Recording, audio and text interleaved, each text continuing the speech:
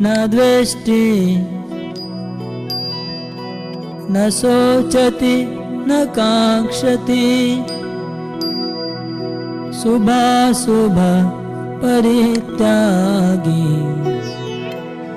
भक्तिमान्य समे प्रिया।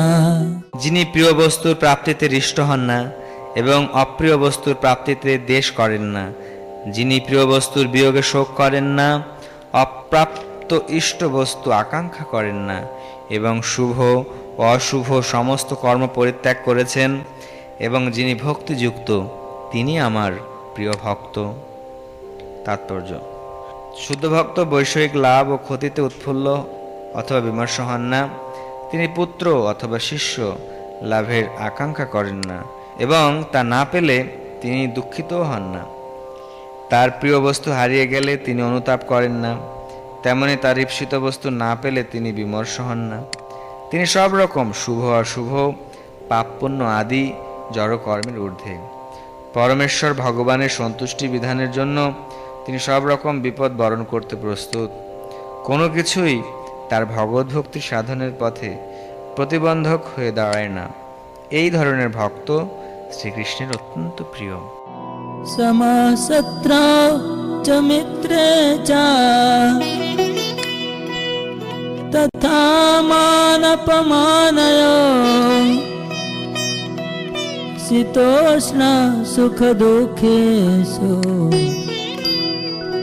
समः सङ्गविवर्जिता तुल्यनिन्दा स्तुतिर्मौनी सन्तुष्टो येन केनचित् अनिकेता स्थिरमते भक्तिमान् मे प्रियो नरा।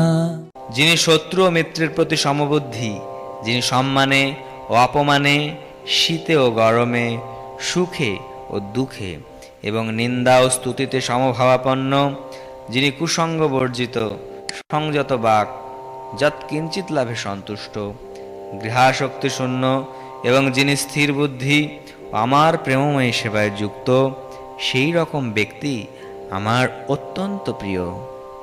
তাৎপর্য: ভক্ত সর্বদাই সব রকম অসৎসঙ্গ থেকে মুক্ত থাকেন।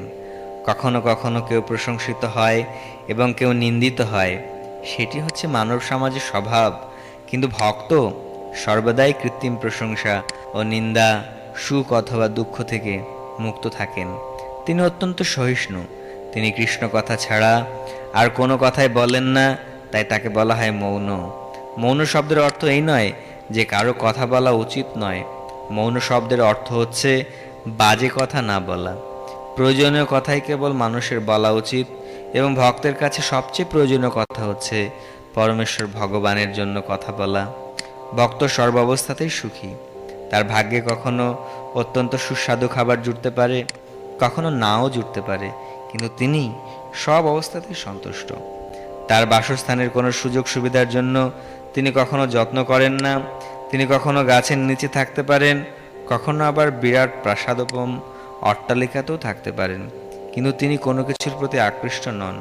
তিনি হচ্ছেন অবিচলিত, কারণ তিনি সত্য সংকল্প জ্ঞানী। ভক্তের গুণাবলীর বর্ণনায় মাঝে মাঝে পুনরুক্তি দেখা দিতে পারে, কিন্তু এই সমস্ত সদ্গুণ ব্যতীত কখনোই যে শুদ্ধ ভক্ত হওয়া যায় না, সেটি বুঝিয়ে দেবার জন্যই তা করা হয়েছে। হরাবা ভক্তস্য কুতো মহৎগুণা, যে ভক্ত নয় তার কোনো সদ্গুণ নেই।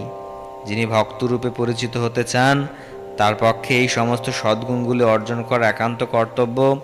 তবে এর জন্য তাকে বাহ্যিক প্রয়াস করতে হয় না।